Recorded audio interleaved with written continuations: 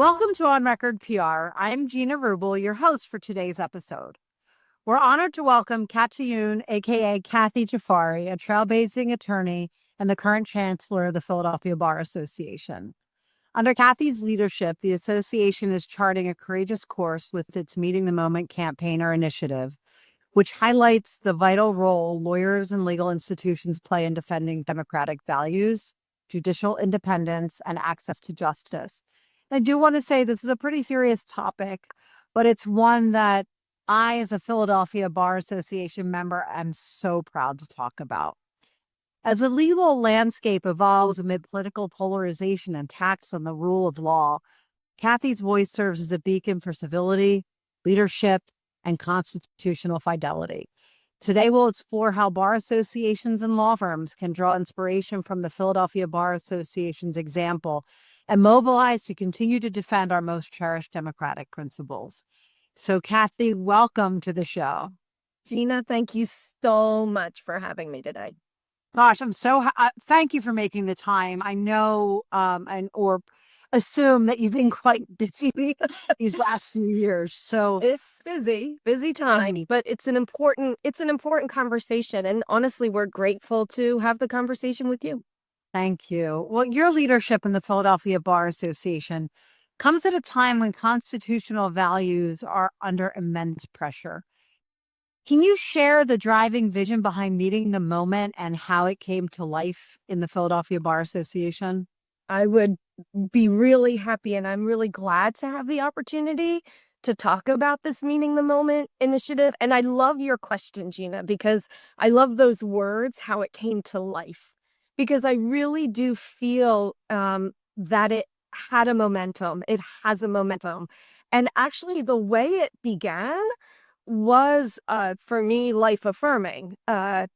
We have a committee called Delivery of Legal Services, and it is an incredible committee at the Philadelphia Bar Association where the leaders of all of the nonprofit legal service organizations come to a safe space to talk, to have dialogue, to share tips and tools, and to also support each other. And in late November, early December, we had a meeting that I attended.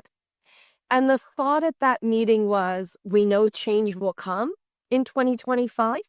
Perhaps that will affect the most vulnerable in our communities, in Philadelphia, and for our clients.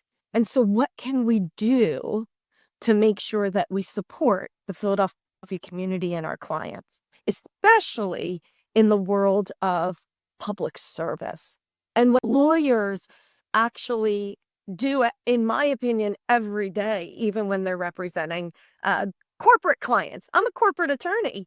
And when I represent my corporate clients, I am striving to do the very best for those organizations that are feeding the economy of the United States. And so with that said, we sat, we talked, and we thought about what we might need in 2025. Now, to me, Gina, I don't know, as I look back, it's fascinating that as I devised the concept of Meeting the Moment and what we wanted to present as an organization, I did that in the December timeframe. And so to launch it post January 20th was really fascinating to me, to actually have us feel and see the need come to life. We really thought what would be important for the association to do was make sure it found a role to support its members, the legal profession, and the community in what absolutely appeared to be unprecedented, I'll use the word, Gina, chaos. The amount of information and going straight to the heart of executive orders that we saw and continue to see is unprecedented. And in our minds as legal practitioners, almost in the form of what felt like chaos.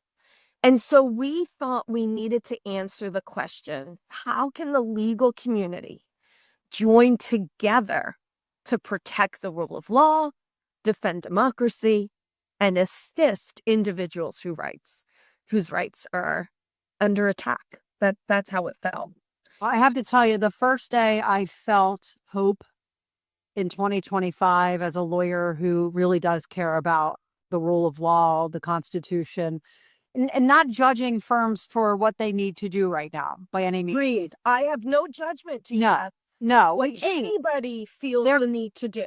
There are reasons that everyone is doing different things, and we're not in those boardrooms. But I felt hopeless about the law, why I went to law school, the Constitution, and I attended the law day in Philadelphia, and it was the first day I felt hopeful. Like there we all were, many of us, over 400 members, retaking our oaths. And, you know, your speech was incredibly moving. I shared it on social media. I was just really blown away. And I was not missing that for anything. And that was one of the, you know, meeting the moment events. And that was just one.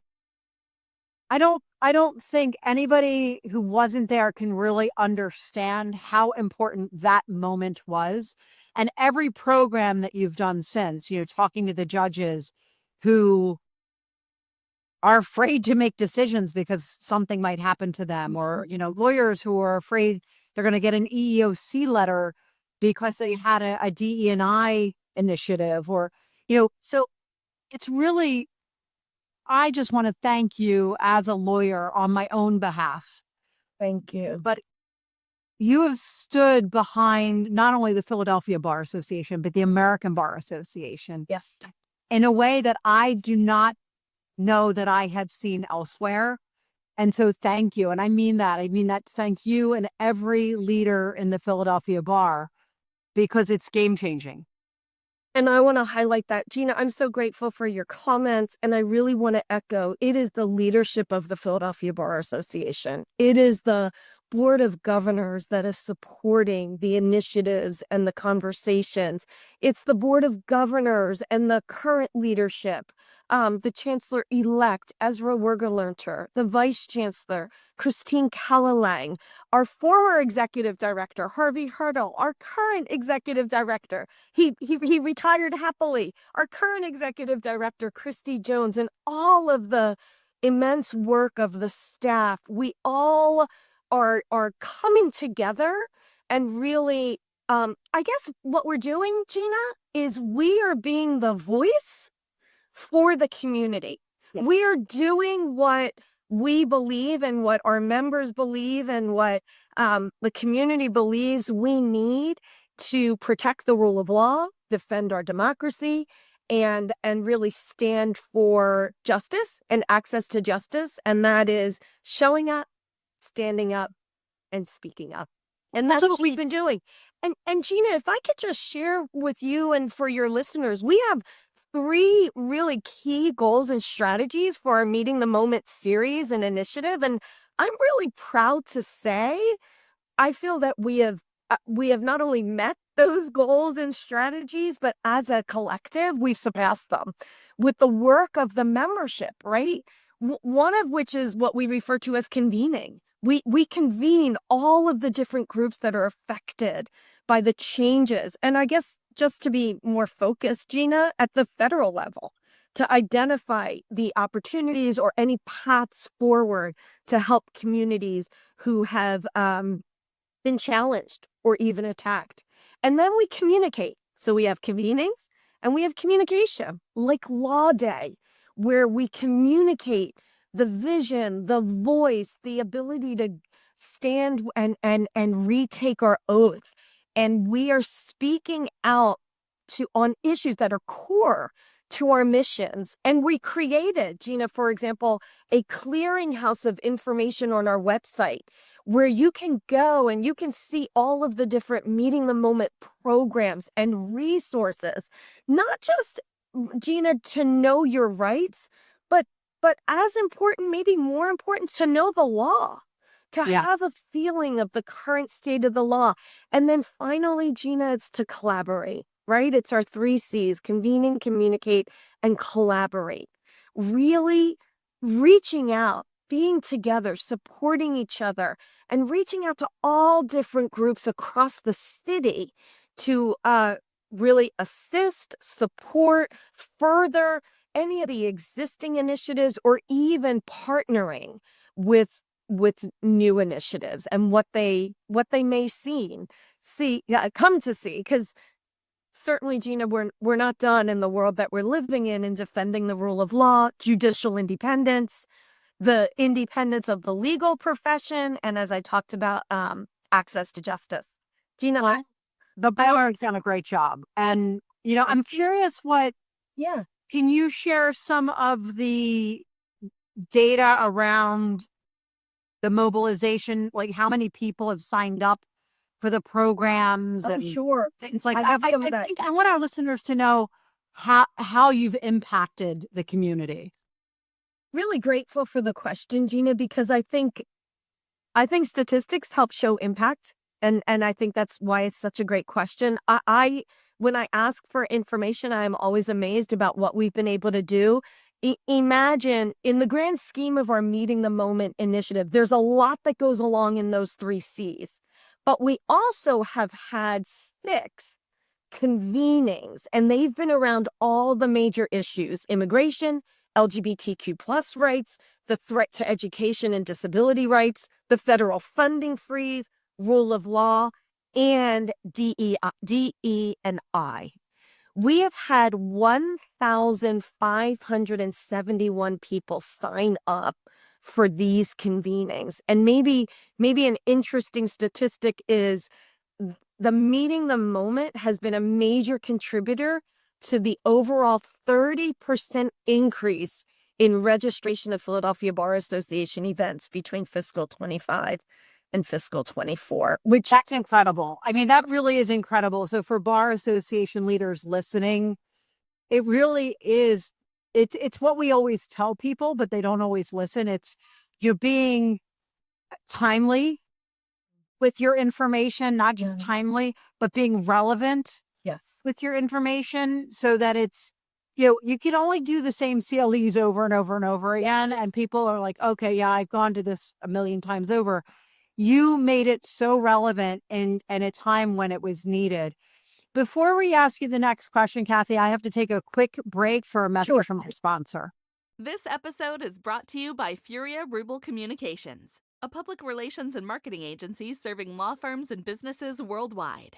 With an expert team positioned throughout the U.S. and supported by an international faculty, Furia Rubel enhances our clients' brands through integrated communications by providing expert guidance in crisis management and high-profile litigation, protecting brand and reputation, and supporting internal marketing teams.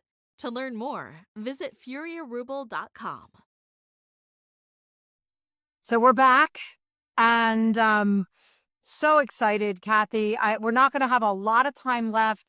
So what I want to ask you is for bar associations across the country who want to meet the moment, but may not know where to start, what practical steps do you recommend? Or even for law firms, not just bar associations, anyone who really, like, what can they be doing? So, Gina, it's a really good question because it's about impact, right? It's about action.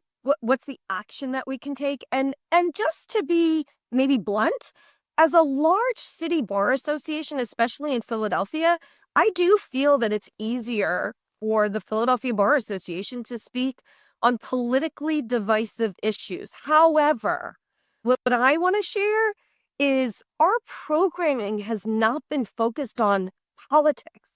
Our program has been focused on helping legal professionals deal with policy changes that have created real implications on how to practice law. So, what I feel other trade associations can do, which many have, including the American Bar Association, which some law firms have been able to do, I do believe all can come together and look to see how they can serve their clients and the community that they live and work in as best as politics. And perhaps as best as possible, rather than having a political conversation, having a true conversation about the law, the current state of the law, what are the challenges around the state of the law, and how we can meet those challenges. So making sure that you're abreast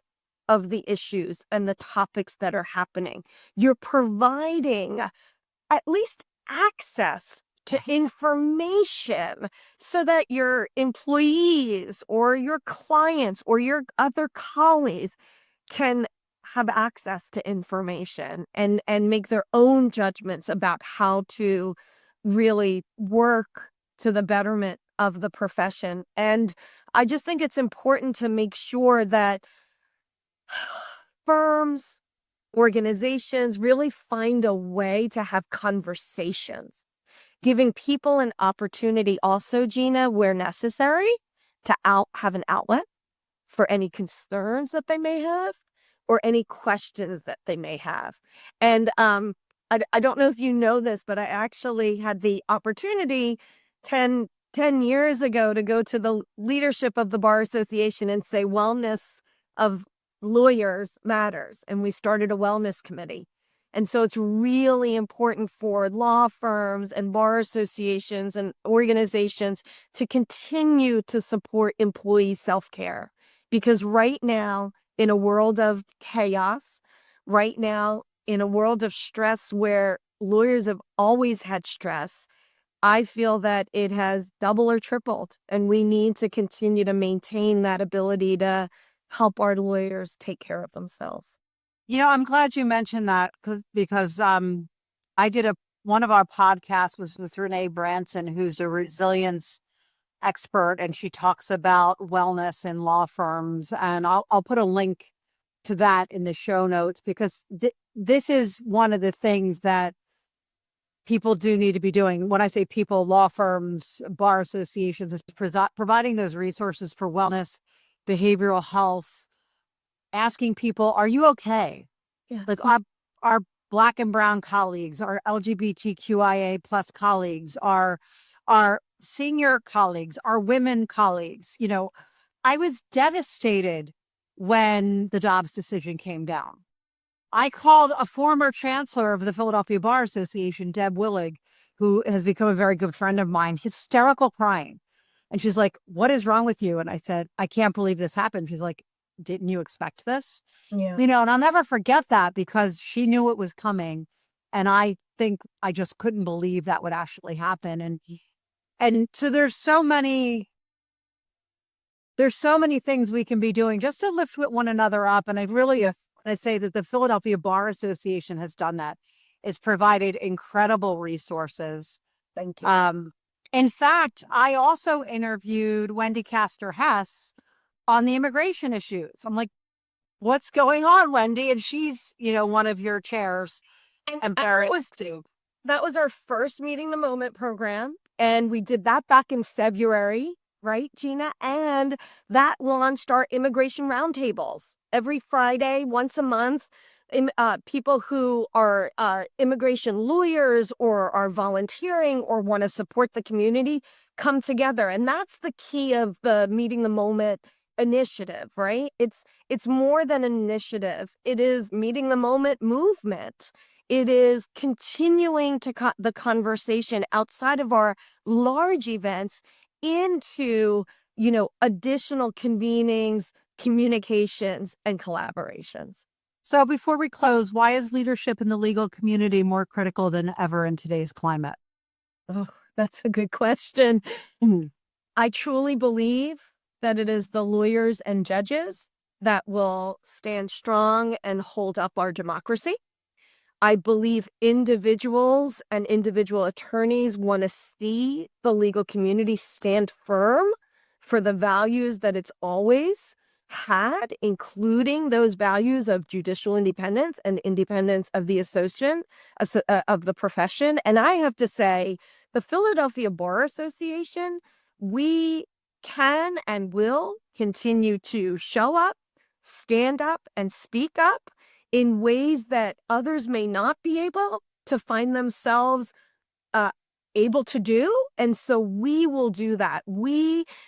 Join us in both the support of the association and the conversation. And Gina, honestly, the attendance at our Meeting the Moment events, the attendance at Law Day, they're really the evidence that the legal community is looking for leadership on the issue to find ways that individuals can make an impact. And you can make an impact with the Philadelphia Bar Association, and I'm really proud of that.